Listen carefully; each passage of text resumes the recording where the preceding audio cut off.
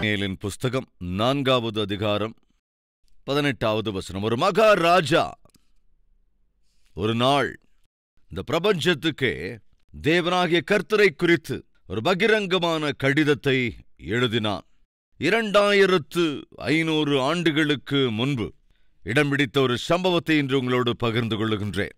தேவனாகிய கர்த்தரை குறித்து ஒரு மகாராஜா இந்த உலகத்திற்கு எழுதின பகிரங்க கடிதம். அது என்ன இன்று உங்களோடு பகிர்ந்து கொள்ள வேண்டும் என்று ஆசைப்படுகின்றேன். தானியேலின் புஸ்தகம் 1வது அதிகாரம் 1 வசனம். யூதாவின் ராஜாவாகிய யோயாக்கீம் அரசாண்ட 3ஆம் வருஷத்திலே பாபிலோனின் ராஜாவாகிய நேபுகாத்நேச்சார் எருசலேமுக்கு வந்து அதை முற்றுகை போட்டான். அப்பொழுது ஆண்டவர் யூதாவின் ராஜாவாகிய யோயாக்கீமையும் தேவனுடைய ஆலயத்தின் பாத்திரங்களில் சிலவற்றையும் அவன் கையில் ஒப்புக் கொடுத்தார். அவன் அந்த பாத்திரங்களை சினேயா தேசத்தில் உள்ள தன் தேவனுடைய கோயிலுக்கு கொண்டு போய் அவைகளை தன் தேவனுடைய பண்டசாலைக்குள் வைத்தான். அப்பொழுது இஸ்ரவேல் புத்திரருக்குள்ளே ராஜகுலத்தார்களிலும் துரைமார்களிலும் யாதொரு மாசும் இல்லாதவர்களும் அழகானவர்களும் சகல ஞானத்திலும் தேறினவர்களும் அறிவில் சிறந்தவர்களும் கல்வியில் நிபுணரும் ராஜாவின் அரமனையிலே சேவிக்க திறமையுள்ளவர்களுமாகிய சில வாலிபர்களை கொண்டு வரவும் அவர்களுக்கு கல்தேயரின் எழுத்தையும் பாஷையையும் கற்றுக் கொடுக்கவும் ராஜா தன் பிரதானிகளின் தலைவனாகிய அஸ்பேனாசுக்கு கற்பித்தான். ராஜா தான் உண்ணும் போஜனத்திலேயும் தான் குடிக்கும் திராட்சரசத்திலேயும் தினம் ஒரு பங்கை அவர்களுக்கு நியமித்து அவர்களை 3 வருஷம் வளர்க்கவும் அதன் முடிவிலே அவர்கள் ராஜாவுக்கு முன்பாக நிற்கும்படி செய்யவும் கட்டளையிட்டான். அவர்களுக்குள் யூதா புத்திரராகிய தானியேல், அனனியா, மீஷாவேல், அசரியா என்பவர்கள் இருந்தார்கள். நேபுகாத்நேச்சார் பாபிலோன் சாம்ராஜ்யத்தை ஆளுகை செய்து கொண்டிருந்த நாட்கள் அவை. அன்று பாபிலோன் சாம்ராஜ்யம் இந்த பிரபஞ்சத்திலேயே மிகப்பெரிய சாம்ராஜ்யமாய் அழைக்கப்பட்டது. பாபிலோனின் பட்டணம் என்பது இந்த பிரபஞ்சத்திலேயே மகா பெரிய பட்டணமாய் அழைக்கப்பட்டது. அப்பேற்பட்ட பாபிலோன் சாம்ராஜ்யத்தை ஆளுகை செய்த ராஜாவை மகாராஜாவாக அந்நாளிலே அழைத்தார்கள். அந்த மகாராஜா அந்நாளிலே பாபிலோன் ராஜ்யத்தை ஆளுகை செய்த நேபுகாத்நேச்சார். இந்த நேபுகாத்நேச்சார் என்கிற ராஜா ஒரு நாள் எருசலேமுக்கு எதிராக யுத்தம் தொடுக்கிறான். எருசலேம் பட்டணம் எல்லாவற்றையும் தகர்த்து போட்டுவிட்டான். அதோடு அந்த எருசலேம் பட்டணத்தில் இருந்த தேவனுடைய ஆலயத்தையும் கூட தகர்த்து விட்டான். தேவனுடைய தேவாலயத்திலே பயன்படுத்தப்பட்டுக் கொண்டிருந்த பரிசுத்த பாத்திரங்கள் எல்லாவற்றையும் கூட அவன் அபகரித்து எடுத்து கொண்டு போய் தன்னுடைய தேவனுடைய கோவிலில் அதை ஒரு வெகுமதியாக பொக்கிஷத்திலே சேர்த்தான். எதற்காக எருசலேம் பட்டணம் தகர்க்கப்பட்டது? ஏன் தேவனுடைய ஆலயம் நேபுகாத்நேச்சாரால் தகர்க்கப்பட்ட போது தேவன் மௌனமாக இருந்தார்? நேபுகாத்நேச்சாரும் அவனுடைய பிரஜைகளும் பாபிலோன் தேசத்தாரும் ஏறக்குறைய 2400 தேவர்களையும் தேவதைகளையும் அந்நாளிலே ஆராதித்தார்கள். மறுபடியும் ஞாபகப்படுத்துகிறேன், இந்த பூமியிலே சாதாரணமாக 2 விசுவாசங்கள். ஒன்று, மனிதன் சிருஷ்டித்த கடவுளை வணங்குகின்ற ஒரு கூட்டத்தார். இன்னொன்று, மனிதனை சிருஷ்டித்த தேவனை வணங்குகின்ற ஒரு கூட்டத்தார். அன்று அந்த பாபிலோன் தேசத்தவர்கள் மனிதனால் சிருஷ்டிக்கப்பட்ட தேவர்களையும் தேவதைகளையும் பணிந்து கொண்டவர்கள். மனிதர்களால் உருவாக்கப்பட்ட சிருஷ்டிக்கப்பட்ட தேவர்களையும் தேவதைகளையும் ஆராதித்துக் கொண்டிருக்கிற பாபிலோன் தேசத்தின் மகாராஜாவாக அழைக்கப்பட்ட அந்த நேபுகாத்நேச்சார் எந்த தேசத்துக்கு விரோதமாக யுத்தம் செய்ய போகிறான்? மனிதனை சிருஷ்டித்த தேவன் நேசிக்கிற தேசத்துக்கு எதிராய் யுத்தம் தொடுத்தான். அப்ப என் கேள்வி, யார் ஜெயிக்கணும்? மனிதர்களால் உண்டாக்கப்பட்ட சிருஷ்டித்த தேவர்களை வணங்குகின்ற நேபுகாத்நேச்சார் மனிதனை சிருஷ்டித்த தேவாதி தேவன் நேசிக்கிற தேசத்துக்கு எதிராக யுத்தம் தொடுக்கும்போது யார் ஜெயிக்கணும்? மனிதர்கள் செய்தித்த தேவனை வணங்குகிறவர்களா அல்லது மனிதனை சிருஷ்டித்த தேவனை வணங்குகிறவர்களா? யார் ஜெயிக்க வேண்டும்? யதார்த்தமா நாம் எல்லாருக்குமே புரிகிற விஷயம்தான். மனிதர்களை சிருஷ்டித்த தேவன் ஆளுகை செய்கிற தேசம்தானே ஜெயிக்கணும். ஆனால் அன்று தேவன் ஆளுகை செய்த தேசம் தோற்று போனது. எவ்வளவு அவமானம்!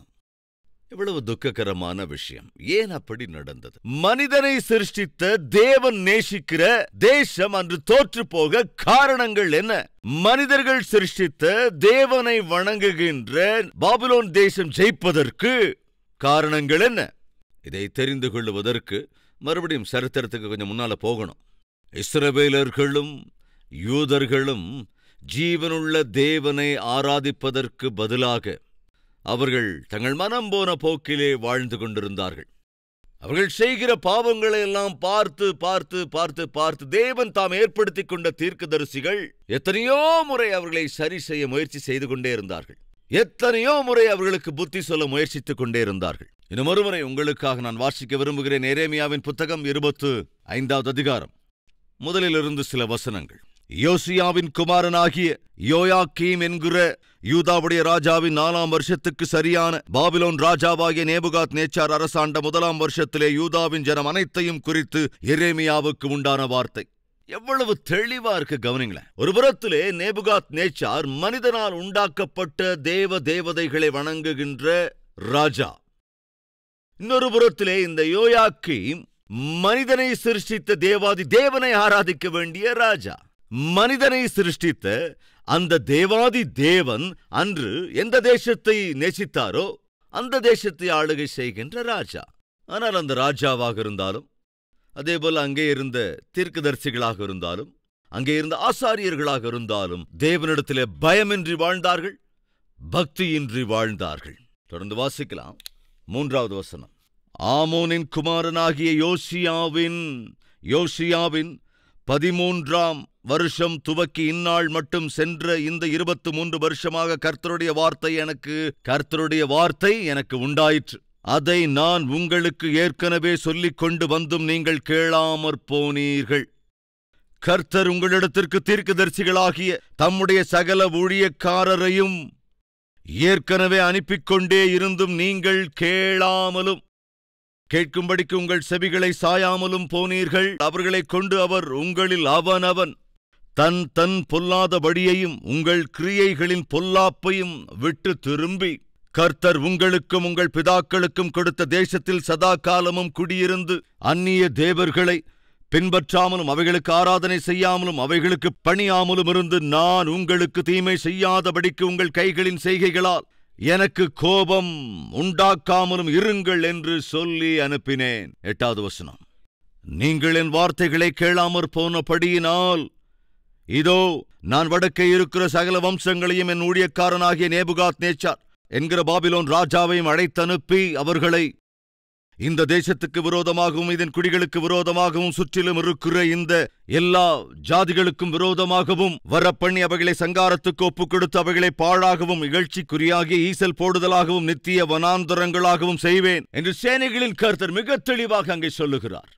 யோயாக்கீம் ஆளுகை செய்து கொண்டிருந்த நாட்களிலே, பிரஜைகளே என் வார்த்தையை கேளுங்கள், நீங்கள் உங்கள் இஷ்டம் போல வாழ்ந்து கொண்டிருக்கிறீர்கள், தேவனுக்கு கோபத்தை உண்டாக்குகிறீர்கள், தேவன் நமக்கு கொடுத்திருக்கிற கற்பனைகளை எல்லாம் புறந்தள்ளிவிட்டீர்கள், உங்கள் இஷ்டம் போல நீங்கள் வாழ்கிறீர்கள், தேவன் என்றால் பயமே இல்லாமல் வாழ்கின்றீர்கள், எனவே தேவனுக்கு கோபத்தை உண்டாக்குகிறீர்கள். தயவு செய்து நான் சொல்வதை கேளுங்கள் என்று எரேமியா சொல்லிக்கொண்டே இருந்தார். தயவு செய்து உங்கள் மனதை மாற்றிக்கொள்ளுங்கள், உங்கள் வழிகளை சரி செய்து கொள்ளுங்கள். அந்நாளிலே இப்படி எரேமியா செய்து கொண்டிருந்த அந்த பிரசங்கத்தை குறித்து கேள்விப்பட்ட ராஜா என்ன செய்தான் தெரியுமா? எரேமியாவை எப்படியாவது பிடித்து சிறையிலே அடைக்க வேண்டும். உள்ளதை உள்ளபடி தேவ வார்த்தையை போதித்துக் கொண்டிருக்கிற எரேமியா எந்த இடத்தில் நம் கண்களுக்கு முன்பாக இருக்கவே கூடாது என்று எரேமியாவை கொண்டு போய் ஒரு காவற்கிடங்கில் போட்டார்கள். எரேமியாவை பிடித்துக் கொண்டு போய் சிறைச்சாலையில் அடைத்து விட்டார்கள். என்ன நடந்தது? அந்த பிரஜைகள் தங்கள் மனம் போன வாழ்க்கை வாழ காரணம் என்ன? பாவத்துக்குள்ளேயே முடங்கி கிடக்க காரணம் என்ன? எரேமியா இதை தெளிவாக சொல்கிறான். அதையும் வாசித்து விடலாம். 6வது அதிகாரம், எரேமியாவின் புஸ்தகம் 6வது அதிகாரம் 13வது வசனம். அவர்களில் சிறியோர் முதல் பெரியோர் மட்டும் ஒவ்வொருவரும் பொருளாசைக்காரர், இதுவுமல்லாமல் தீர்க்கதரிசிகள் முதல் ஆசாரியர்கள் மட்டும் ஒவ்வொருவரும் பொய்யர், சமாதானம் இல்லாதிருந்தும் சமாதானம் சமாதானம் என்று சொல்லி என் ஜனத்தின் காயங்களை மேற்பூச்சாய் குணமாக்குகிறார்கள். அவர்கள் அருவருப்பானதை செய்தது நிமித்தம் வெட்கப்படுகிறார்களோ. கவனிங்க, பரிச்சேதம் வெட்கப்படார்கள், நாணமும் அறியார்கள். ஆதலால் விழுகிறவர்களுக்குள்ளே விழுவார்கள். நான் அவர்களை விசாரிக்கும் காலத்தில் இடருண்டு போவார்கள் என்று கர்த்தர் சொல்லுகிறார். ஏன் அந்த பிரஜைகள் அவ்விதமாய் கெட்டுப் போனார்கள்? தேவன் சொல்லுகிறார், உள்ளதை உள்ளபடி என் வார்த்தையை பிரசங்கிக்க வேண்டிய மேய்ப்பர்கள் வாக்கியத்தை உள்ளதை உள்ளபடி போதிப்பதை விட்டுவிட்டார்கள். பாவத்திலே வாழ்ந்து கொண்டிருக்கிற பிரஜைகளுக்கு பாவத்தை குறித்து உணர்த்தி எச்சரிக்கை செய்ய வேண்டியவர்கள். ஆபத்து வரப்போகிறது, சிரமம் வரப்போகிறது, சத்துரு வரப்போகிறான், உடைமைகளை எல்லாம் அபகரித்துக் கொண்டு போகப் போகிறான், எச்சரிக்கையாயிருங்கள் என்று அறிவிக்க வேண்டிய ஆசாரியர்கள், பிரசங்கிக்க வேண்டிய தீர்க்கதரிசிகள் குறைந்து போனார்கள். டிவியிலும் கூட இந்த வார்த்தையை கேட்கிற அன்பு சகோதரனே, சகோதரியே, கவனி. நீ எந்த சபைக்கு போகிறாயோ அந்த சபையில இருக்கிற மேய்ப்பன் வேத வாக்கியத்தை உள்ளது உள்ளபடி போதித்து, வேத வசனத்தை உள்ளது உள்ளபடி பிரசங்கித்து, உனக்குள் இருக்கிற ஆவிக்குரிய பிரகாரமான குறைபாடுகளை நேர்த்தியாய் உணர்த்தி உனக்கு எச்சரிக்கை செய்து உன்னையும் உன்னுடைய ஆத்மாவையும் காக்கிற மேய்ப்பனை நீ கொண்டிருப்பாய் என்றால் நீ ஒரு பாக்கியவான், நீ பாக்கியவதி. ஒருவேளை அப்படி இல்லாமல் நீ பாவத்துக்குள் வாழ்ந்து கொண்டிருக்கிற போதும், வேஷத்தை போட்டுக் கொண்டிருக்கிற போதும், நீ கொடுக்கிற காணிக்கைகளுக்காகவோ அல்லது நீ எப்பொழுதாவது செய்கிற உதவிக்காகவோ ஆசைப்பட்டு நீ பாவத்துக்குள் வாழ்ந்து கொண்டிருக்கிற போதும் அந்த பாவத்தை கண்டிக்காமல் இனிமையாய் பேசுகிற மேய்ப்பனை கொண்ட சபைக்கு நீ போய்க் கொண்டிருப்பாய் என்றால் கவனே, ஆபத்து வரப்போகிறது, உனக்கு நஷ்டம் வரப்போகிறது. அந்நாளிலே எரேமியா அடிச்சுக்கிறாங்க, தீர்க்கதரிசிகள் மோசம் போக்குகிறார்கள், அவங்க பேச்சை கேட்காதீங்க. ஆசாரியர்கள் ஏமாற்றுகிறார்கள், அவங்க சொல்றதை கேட்காதீங்க. தேவனின் மூலமாய் தெளிவாக பேசுகின்றார். ஆபத்து ஒளிந்திருக்கிறது, சத்துரு வரப்போகிறான், திடீரென்று வந்து தேசத்தை கைப்பற்றி உங்களை அபகரித்து அநாதைகளாக்கப் போகிறான், நான் சொல்வதை கேளுங்கள் என்று சொன்னபோது அவன் வார்த்தையை மறைக்க, அவனையே மறைக்க முயற்சி செய்தார்கள். எரேமியாவை இம்சிக்க ஆரம்பித்தார்கள். எரேமியாவை எதையாவது செய்ய வேண்டும் என்று நினைத்தார்களே. இந்த நாளிலும் கால்வரி டெம்பிள் என்றால், சதீஷ்குமார் என்றால் புலம்புகிறவர்கள் அநேகர் உண்டு. அன்றைய விதத்திலே எரேமியாவுக்கு எதிராய் புலம்பினாலும், எரேமியாவை எதையாவது செய்ய வேண்டும் என்று நினைத்தாலும், எரேமியா உரைக்க வேண்டிய மேன்மையான தேவ வார்த்தைகளை அவன் என்ன செய்தான்? பிரசங்கித்தான். அதே போல என்று சதீஷ்குமாரும் கூட, யார் என்னை பற்றி என்ன புலம்பினாலும் சரி, தேவன் என்னை பிரசங்கிக்க சொன்ன வார்த்தைகளை உள்ளதை உள்ளபடி பிரசங்கித்தே தீருவேன். அதற்கே தேவன் என்னை அழைத்திருக்கிறார். தொடர்ந்து 8வது அதிகாரம் 8வது வசனம், எரேமியா 8:8 வாசிக்கிறேன். நாங்கள் ஞானிகள் என்றும் கர்த்தருடைய வேதம் எங்களிடத்தில் இருக்கிறதென்றும் நீங்கள் சொல்லுகிறது எப்படி? மெய்யாகவே இதோ வேதபாரகரின் கள்ள எழுத்தாணி அதை அபத்தமாக்குகிறது.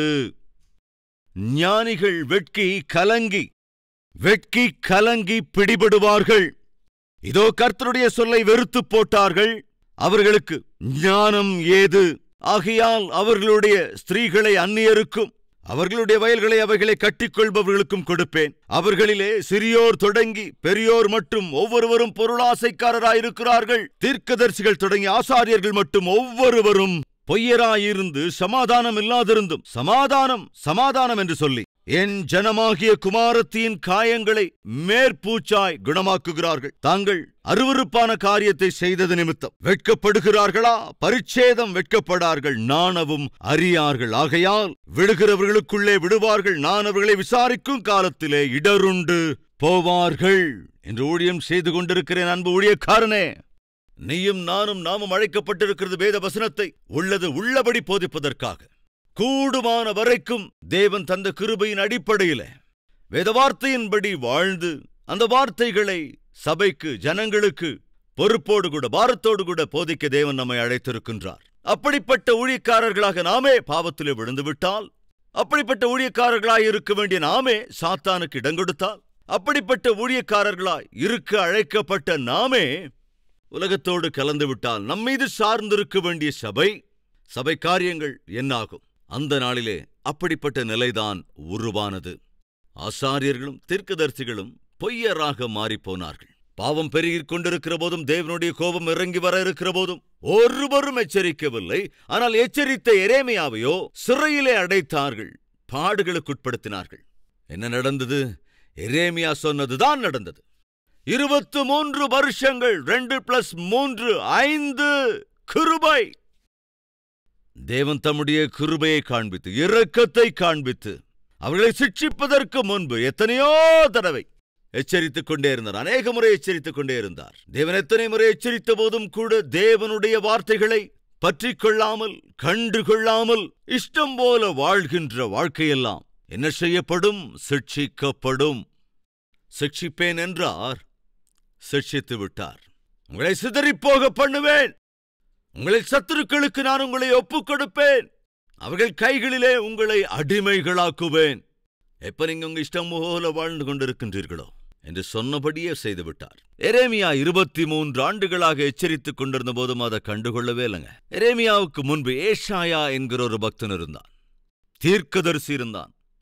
அவனும் கூட எச்சரித்துக் கொண்டே இருந்தான். ஏறக்குறைய 100 ஆண்டுகளுக்கு முன்பு அந்த ஜனங்களுடைய நிலைமையை பார்த்து, ஜனங்களுக்குள் பெருகிக் கொண்டிருக்கிற பாவத்தை பார்த்து, ஏசாயா தீர்க்கதரிசியும் சுமார் 100 ஆண்டுகளுக்கு முன்பாகவே அந்த தேசத்திற்கு என்ன நிலைமை வரப்போகிறது என்பதை எச்சரித்தான். வாசிக்கலாம்.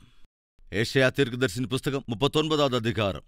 அக்காலத்திலே பாலதானின் குமாரனாகிய மெரோதாக் பலாதான் என்னும் பாபிலோன் ராஜா எசேக்கியா வியாதிப்பட்டிருந்து ஆரோக்கியமானதை கேள்விப்பட்டு அவனுக்கு நிருபங்களையும் வெகுமானத்தையும் அனுப்பினான். எசேக்கியா அவர்களை கண்டு சந்தோஷப்பட்டு தன் பொக்கிஷ சாலையையும் வெள்ளியையும் பொன்னையும் கந்தவர்க்கங்களையும் நல்ல பரிமள தைலத்தையும் தன் ஆயுத சாலை அனைத்தையும் தன் பொக்கிஷ சாலைகளில் உள்ளதெல்லாவற்றையும் அவர்களுக்கு காண்பித்தான். எசேக்கியா தன் அரமனையிலும் தன் ராஜ்யத்தில் எங்கும் அவர்களுக்கு காண்பியாத பொருள் ஒன்றும் இல்லை. அப்பொழுது ஏசாயா தீர்க்கதரிசி எசேக்கியா ராஜாவினிடத்தில் வந்து, அந்த மனுஷர் என்ன சொன்னார்கள்?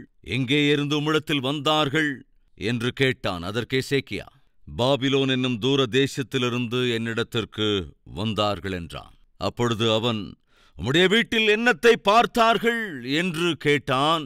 அதற்கு எசேக்கியா, என் வீட்டில் உள்ளதெல்லாவற்றையும் பார்த்தார்கள். என் பொக்கிஷங்களில் நான் அவர்களுக்கு காண்பியாத பொருள் ஒன்றுமில்லை என்றான். அப்பொழுது ஏசாயா எசேக்கியாவை நோக்கி, சேனைகளுடைய கர்த்தரின் வார்த்தையை கேளும். இதோ நாட்கள் வரும், அப்பொழுது உன் வீட்டில் உள்ளதிலும் உன் பிதாக்கள் இந்நாள் வரைக்கும் சேர்த்ததிலும் ஒன்றும் மீதியாய் வைக்கப்படாமல் எல்லாம் பாபிலோனுக்கு கொண்டு போகப்படும். நீ பெறப்போகிற உன் சந்ததியாகிய உன் குமாரரிலும் சிலர் பாபிலோன் ராஜாவின் அரமனை வேலைக்காரராயிருப்பார்கள் என்று கர்த்தர் சொல்லுகிறார் என்றான். கர்த்தர் சொல்லுகிறார். ஏறக்குறைய 100 வருடங்களுக்கு முன்பே ஏசாயா தெளிவாய் தீர்க்க தரிசனம் சொன்னான். எசேக்கியா, நீ அவர்களுக்கு காட்டியது, அவர்கள் கண்டது, அவர்கள் ஆச்சரியப்பட்டது எல்லாத்தையும் அவங்க வந்து எடுத்துட்டு போயிடுவாங்க.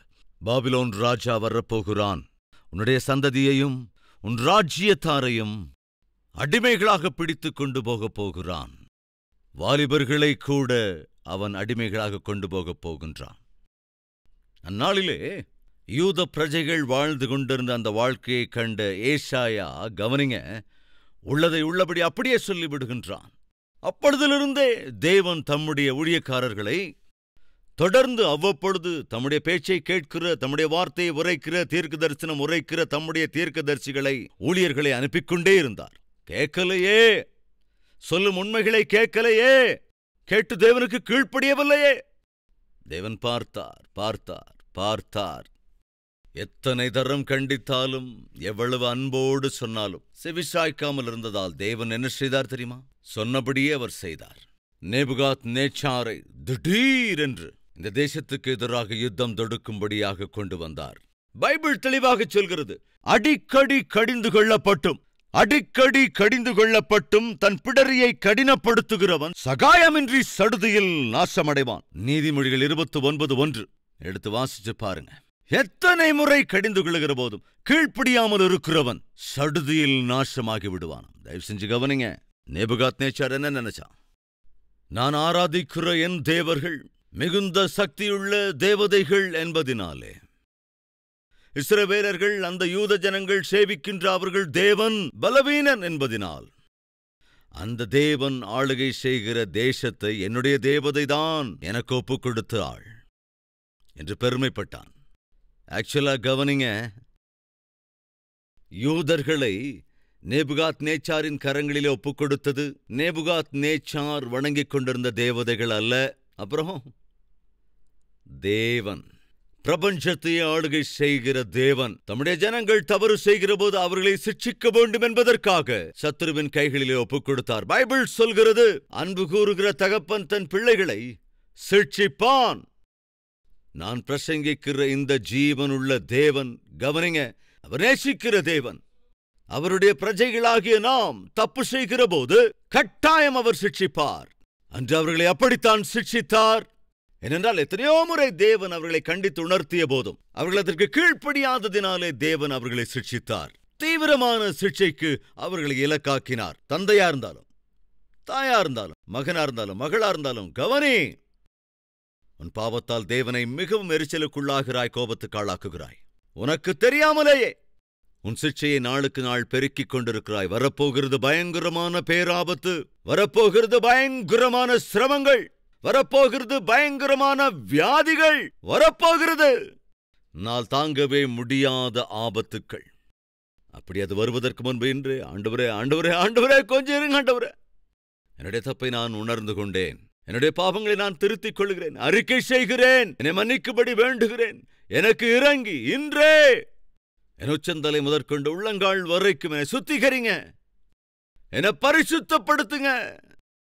ஊழியத்திலிருந்து கொண்டு, உம்முடைய பணிகளில் இருந்து கொண்டு, சபையிலிருந்து கொண்டு, ஆவிக்குரியவர்கள் என்று சொல்லிக்கொண்டு, வெளிப்பார்வைக்கு பரிசுத்தர்களைப் போல நடித்துக்கொண்டு, செய்யக்கூடாத அநேக காரியங்களை செய்து கொண்டிருக்கிறேன். ஆண்டவரே, உமக்கு கோபம் உண்டால் அதை தாங்கக்கூடிய பலன் எனக்கு இல்லையப்பா என்று இந்த வேளையில் உள்ளபடியே அர்ப்பணித்து தேவனிடத்திலே மன்னிப்பு கோருகிறேன் என்கிறவர்கள் கையை உயர்த்தி காண்பிக்கிறீர்களா?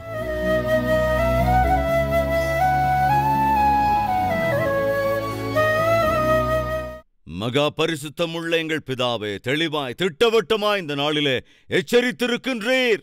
அந்நாளிலே ஏசாயா தீர்க்கதரிசியை பயன்படுத்தி எச்சரித்து உணர்த்தினீர். எரேமியா தீர்க்கதரிசியின் மூலமாய் எச்சரிக்கைகளை விடுத்தீர். இன்றும் ஊழியக்காரர்களை பயன்படுத்தி நீர் எச்சரிக்கை செய்கிறீர். ஆவியானவருடைய வார்த்தைகளை செவியுள்ளவர்கள் கேட்டு எங்கள் வாழ்க்கையை திருத்திக் கொள்வார்களாக.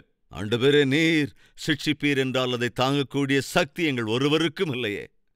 எனவே ஆண்டவரை கெஞ்சுகிறேன், மன்றாடுகிறேன், அப்பா, சிட்சிக்காமல் மன்னிங்க ராஜா என்று கேட்போர் இன்று முதற்கொண்டு உம்முடைய பிள்ளைகளாக வாழ்கிற பாக்கியை தருள வேண்டும் என்று இயேசுவின் நாமத்தில் வேண்டிக் கொள்கிறோம் பிதாவே, ஆமென். எங்கள் முகவரி: கல்வரி, தபால் பெட்டி எண் 30, குக்கட்பள்ளி, ஹைதராபாத் 72.